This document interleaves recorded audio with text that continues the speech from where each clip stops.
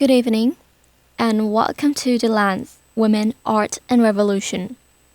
This is Bogyam, your host on SoneFM, and I'm honored to have you with me tonight for the second episode of this series. Tonight, we're focusing on the life and legacy of one of the most extraordinary women in art history, Frida Kahlo. Frida is more than just an artist. She's a cultural icon, a feminist symbol, and a revolutionary spirit who transformed her personal pain into timeless work of art. Frida Kahlo's paintings are raw, emotional, and deeply personal. They tell the story of her life, her joys, her heartbreaks, and the struggles that defined her. But they also speak to universal themes of identity, love, resilience, and resistance. We'll dive deep into Frida's world. We'll explore her childhood, her tumultuous marriage to Diego Rivera, and her relationship with her Mexican heritage. We'll analyze her most iconic works, unpack the symbolism in her art, and examine how her paintings became a voice for feminism and political activism. We'll also take breaks to reflect with music, pieces by women composers, and songs inspired by Frida's vibrant and passionate spirit. Our first piece, La Llorona by Chavela Vargas. Chavela was a close friend of Frida, and her haunting voice captures the pain and longing that we so often see in Frida's art. Now let's begin by stepping back in time to 1907, when Frida Kahlo was born. Frida Kahlo was born on July 6th in Coyoacan, a small town just outside of Mexico City. Her family home, La Casa Azul, the Blue House, was filled with vibrant colors, traditional Mexican decor, and a love for storytelling. Frida's father, Guillermo Kahlo, was a German immigrant and a professional photographer. Her mother, Matilde Calderon y Gonzalez, was of indigenous and Spanish descent. This blending of European and Mexican heritage profoundly shaped Frida's sense of identity and would become a recurring theme in her art. Frida grew up during a transformative period in Mexico's history. The Mexican Revolution began in 1907, when Frida was just 3 years old. It was a time of political upheaval and cultural awakening, as Mexicans sought to reclaim their indigenous roots and move away from European colonial influences. For Frida, this cultural pride became a cornerstone of her identity. She embraced traditional Mexican clothing, such as the vibrant Tijuana dresses she's often depicted wearing in her paintings. She also incorporated symbols of indigenous culture into her art. Images of monkeys, flowers, and pre-Columbian artifacts appear frequently in her work. But Frida's childhood was not without challenges. At the age of 6, she contracted polio, which left her with a limp and caused her right leg to be thinner than her left. Her illness made her the target of teasing from other children, but it also fostered her resilience. Frida was determined to live fully, despite her physical limitations. She was an adventurous, rebellious child, known for her sharp wit and fiery personality. And this defiance, this refusal to let life's challenges define her, would become a hallmark of her art. To truly understand Frida's work, it's important to consider the world she was born into, a world shaped by colonial history, culture, pride, and the fight for social justice. Her paintings are not just personal, they are deeply connected to the land and people of Mexico. Let's take a moment to reflect on Frida's early life with a piece of music that embodies the beauty, complexity, and emotional depth of Mexican culture. This is La Llorona, performed by Chavela Vargas, a close friend of Frida Kahlo. Chevala's haunting voice and heartfelt interpretation of this traditional Mexican folk song captured the raw emotion and resilience that defined Frida's spirit and her art. That was La Llorona by Chevala Vargas. Its melancholy beauty and emotional intensity remind us of the profound challenges and vibrant spirit that shaped Frida's early years and the incredible depth of her connection to Mexican culture. Frida's life changed forever on September 17, 1925. At the age of 18, she was riding a bus with her boyfriend, Alejandro Gomez Arias. When it collided with a street car, the accident was catastrophic. Frida's spine was fractured in 3 pieces. Her pelvis was crushed, and her right foot was dislocated and broken. An iron handrail pierced her abdomen, causing severe internal injuries. For months, Frida was confined to her bed in a full body cast. The physical pain was unbearable, but it was during this time that Frida discovered her love for painting.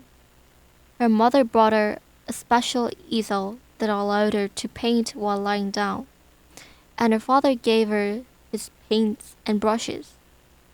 Frida later said, "I paint because I'm often alone, and I'm the subject I know best." Her first works were self-portraits.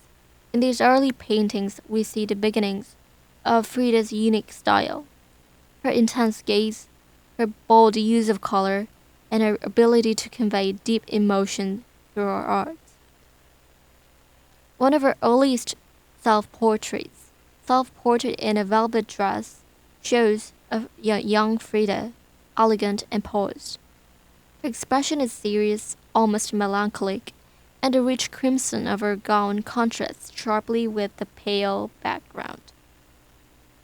This painting reflects Frida's admiration for European art traditions, but it also hints at the deeply personal and emotional nature of her work. The accident was a defining moment in Frida's life. It left her with chronic pain and physical limitations that she would endure for the rest of her life, but it also ignited her creativity. Frida turned her pain into art, using her paintings as a way to process her emotions and assert her identity. Let's take a moment to reflect on this turning point in Frida's life with a piece by one of her contemporaries, the Mexican composer Silvestre Revueltas. This is Sense Maya, a powerful orchestral work that captures the vibrant yet turbulent energy of Mexico during Frida's time. That was Sense Maya by Silvestre Revueltas, a piece that mirrors the intensity and passion of Frida's early years as an artist. In 1928, Frida's life took another dramatic turn. That was the year she met Diego Rivera, the famous Mexican muralist who was 20 years old, her senior. Diego was already a giant in the art world, known for his monumental murals that celebrated Mexican history and culture. Frida was fascinated by Diego's work and his larger-than-life personality, while Diego was equally captivated by Frida's intelligence, wit, and artistic talent. The two married in 1929, and their relationship became one of the most famous and tumultuous love stories in art history. Frida once described their marriage as a union between an elephant and a dove. Diego's physical presence and ego often dominated their relationship, but Frida held her own, refusing to be overshadowed. Their relationship was anything but conventional. Diego was notorious for his infidelities, and Frida sought solace in her own romantic entanglements, including relationships with both men and women. Despite the betrayals and conflicts, they shared a deep bond rooted in their love for art and their shared commitment to political activism. One of Frida's early paintings, Frida and Diego Rivera, captures their complex dynamic. In the painting, Frida stands beside Diego, holding his hands while Diego holds a palette symbolizing his identity as an artist. Frida appears more subdued, positioned as his companion rather than his equal. This painting reflects Frida's early struggle to balance her identity as an artist with her role as Diego's wife. But as her career blossomed, Frida's art began to take center stage. Let's take a moment to reflect on this period of Frida's life with a piece by Consuelo Velázquez, a renowned Mexican composer. This is Bésame Mucho. That was Bésame Mucho by Consuelo Velázquez, a piece that mirrors the intensity and complexity of Frida's relationship with Diego Rivera. As Frida's artistic career flourished, so did her involvement in politics. Both Frida and Diego were passionate communists, and their political beliefs deeply influenced their art. They believed in the power of art to inspire social change, and they aligned themselves with leftist movements that sought to fight inequality and oppression. In the 1930s, Frida and Diego traveled to the United States, where Diego was commissioned to paint several murals. While Diego was dazzled by American industrialism, Frida was unimpressed. She described the United States as so far from God and so close to Wall Street. During this period, Frida painted her self-portrait on the borderline between Mexico and the United States. The painting shows Frida standing between two worlds. On one side, the industrialized capitalist United States, and on the other, the vibrant indigenous culture of Mexico. Frida wears a traditional Mexican dress, holding a cigarette and a flag. The contrast between the two sides is stark. The American side is filled with smokestacks and machinery, while the Mexican side features ancient pyramids, flowers, and the sun. This painting is a powerful commentary on Frida's pride in her Mexican heritage and her disillusionment with the materialism of the United States. Frida's art was deeply intertwined with her politics. She was committed to social justice, and her paintings often celebrated the resilience and beauty of the Mexican people. Her work were not just personal, they were a form of resistance against colonialism, capitalism, and patriarchy. Let's now turn our focus to some of the Frida's most iconic works, starting with The Two Fridas. The Two Fridas was painted during Frida's separation from Diego Rivera. In this double self-portrait, Frida depicts two versions of herself. On the left, she is dressed in a European-style white dress, her heart exposed and bleeding. On the right, she wears a traditional Tijuana dress, her heart intact.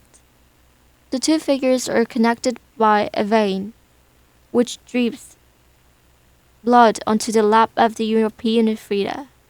This painting reflects Frida's struggle with identity and her deep emotional pain following her separation from Diego.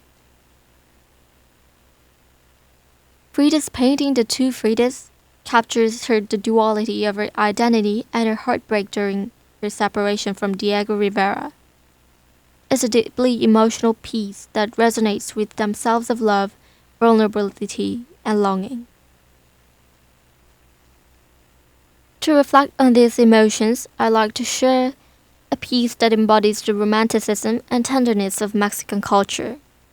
This is Estrellita by Manuel M. Ponce, one of Mexico's most celebrated composers. The song's melody is simple yet profoundly moving, echoing the bittersweet feelings we so often find in Frida's art. That was Estrellita by Manuel M. Ponce, a piece filled with longing and beauty that also define Frida Kahlo's works, like the stars that Frida often painted in the backgrounds of her self-portraits.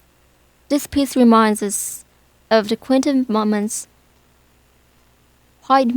of reflection that shaped her art and her life.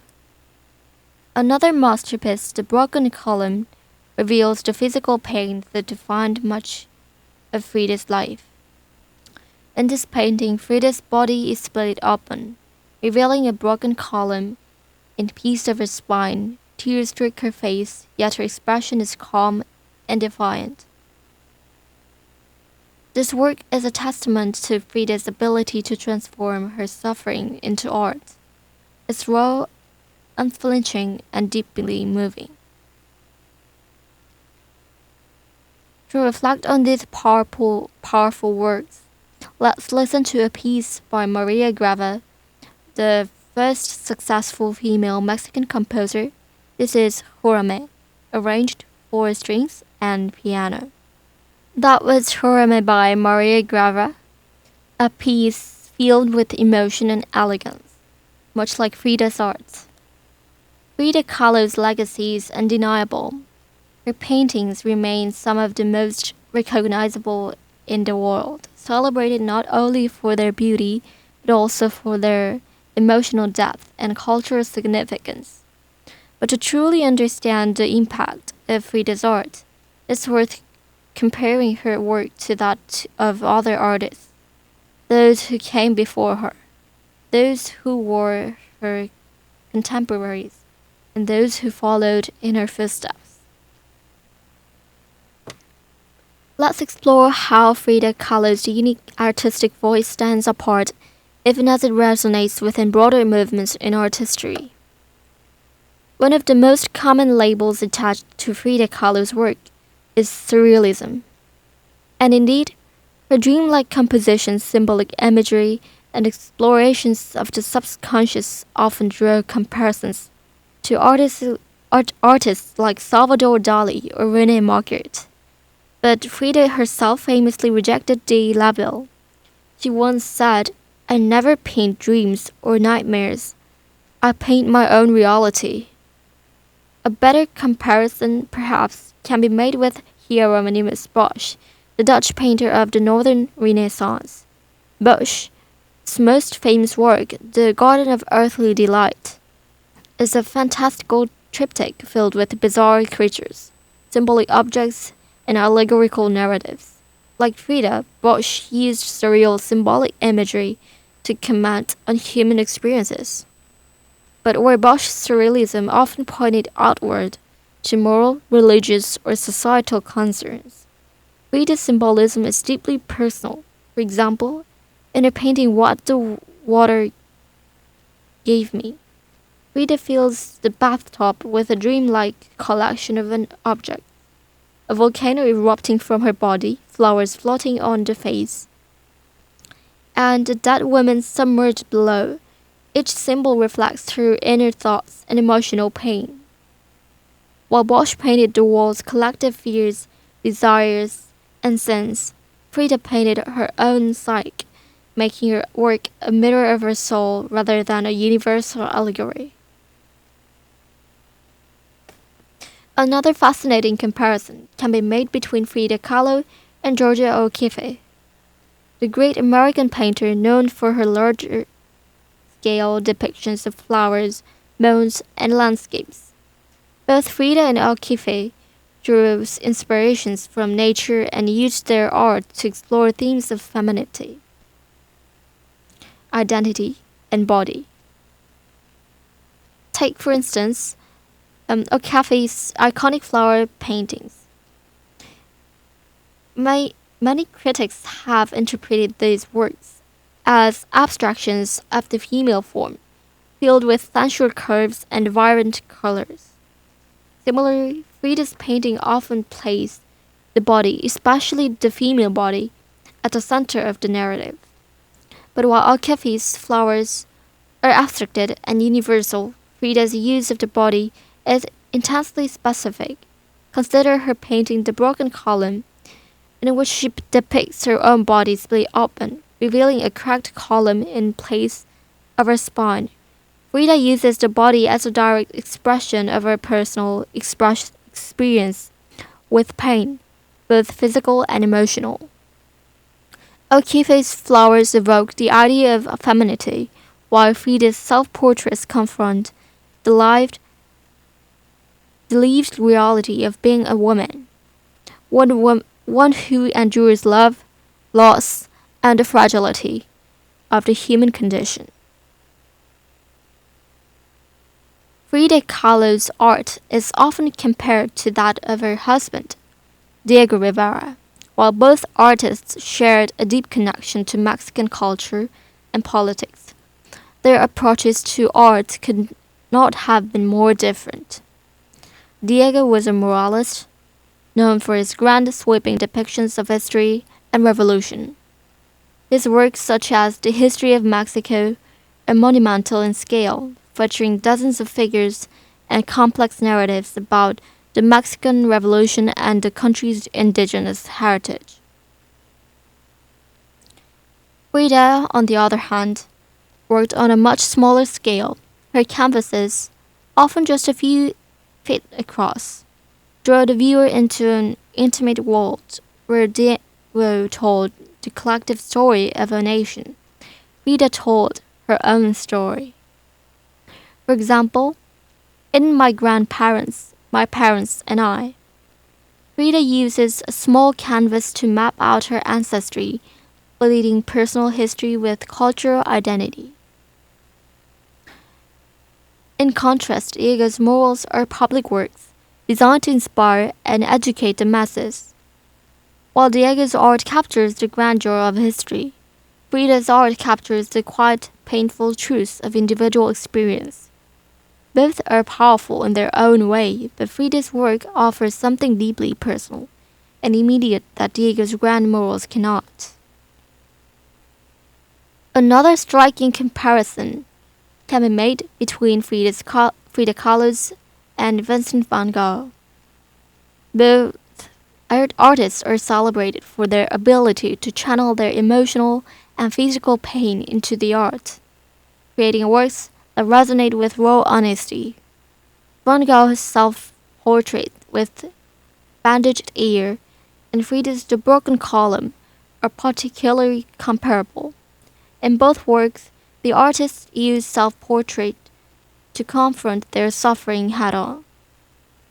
Van Gogh depicts himself after mutilating his own ear, his face weary but composed, while Frida shows herself with her body cracked open, her spine replaced by a crumbling column. Both paintings are deeply vulnerable, yet neither asks for pity. Instead, they demand recognition of the strength it takes to endure suffering and continue creating. What sets Frida apart, however, is her use of cultural symbolism. While Van Gogh's work are rooted in the European post-impressionist tradition, Frida's paintings draw heavily from Mexican folk art, incorporating elements like bright colors, flattened perspectives, and pre-Columbian symbols. This cultural specificity gives her work an additional layer of meaning, connecting her personal pain to the collective identity of her people. Finally, Frida Kahlo's legacy can be seen in the work of contemporary feminist artists who continue to explore themes of body, identity, and resistance. For example, Tracey Emin, a British artist known for her confessional works, often uses her personal experience to create art that challenges societal norms. Emin's famous installation My Bed, which features an unmade bed surrounded by personal objects, is raw exploration of vulnerability and trauma. Like Frida, Emin uses her art to expose deeply personal truths, inviting the viewer into her intimate world. Similarly, the performance artist Mariana Abramovic have cited Frida Kahlo as an influence. Abramovic's endurance-based works such as Rhythm Zero pushed the boundaries of physical and emotional pain, echoing Frida's ability to turn suffering into a source of strength. These contemporary artists owe a debt to Frida, whose unapologetic honesty and courage paved the way for women to use art as a means of self-expression and resistance. As we approach the end of tonight's episode, I want to leave you with a piece of music that feels like a fitting tribute to Frida Kahlo and her incredible legacy. This is Gracias a la Vida, written by Chilean composer and singer Violeta Parra, performed by the legendary Argentine artist Mercedes Sosa. The title means Thanks to Life, and the song is a powerful reflection on the beauty of life even in the face of suffering. Frida Kahlo's art was her way of saying thank you to life, despite the immense pain she endured. She found meaning and beauty in every moment, capturing in her vibrant, unforgettable paintings. This song, like Frida's work, is a reminder of the strength it takes to embrace life fully, even when it is filled with hardship. That was Gracias a la Vida by Mercedes Sosa, a heartfelt tribute to life and resilience. Frida Kahlo's legacy reminds us that even in the darkest moments, we have the power to recreate something beautiful, to tell our own story, and to find meaning in our struggles. Frida's paintings continue to inspire us to live with courage, authenticity, and passion no matter what challenges we face. Frida Kahlo's art continues to resonate because it's deeply human. It reminds us of the power of vulnerability, the beauty of cultural pride, and the strength it takes to confront with life's hardships head-on.